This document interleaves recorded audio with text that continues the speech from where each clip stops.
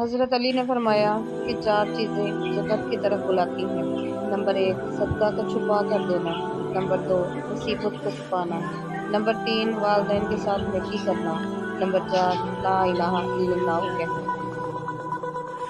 حضرت علی نے فرمایا کبھی بھی کامیابی کو دماغ میں اور ناکامی کو دل میں جگہ نہ دینا، کیونکہ کامیابی دماغ میں تکبر اور ناکامی دل میں مایوسی پیدا کر دیتی ہے۔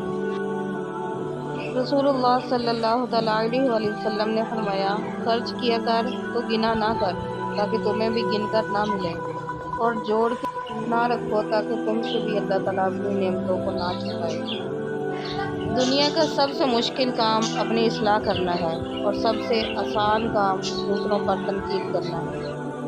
تہجد کی کہانی، اگر تہجد میں سورۃ یاسین پڑھ کر دعا مانگی جائے تو وہ دعا انشاءاللہ قبول ہوگی، کیونکہ ایسے 3 دل ملتے ہیں، رات کا دل، قرآن کا دل اور انسان کا دل، اور 3 دلوں کا ملنا قبولیت کا سبب بنتا ہے۔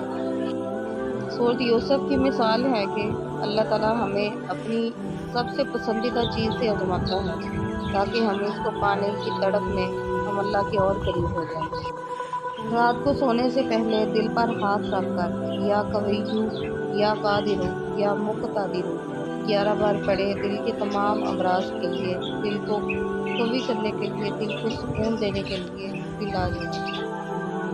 رسول اللہ صلی اللہ تعالیٰ علیہ وآلہ وسلم نے فرمایا تم صبح شام 3 مرتبہ سورۃ اخلاص، سورۃ فلق اور سورۃ ناس پڑھا کرو، یہ تمہیں ہر چیز کے لیے کافی ہو جائے گی۔ رسول اللہ صلی اللہ تعالیٰ علیہ وآلہ وسلم نے فرمایا 4 باتوں سے پناہ مانگو، ایسے علم سے جو نفع بخش نہ ہو، ایسے دل سے جس میں اللہ کا ڈر نہ ہو، ایسی دعا سے جو قبول نہ ہو، ایسے نفس سے جو آسودہ نہ ہو۔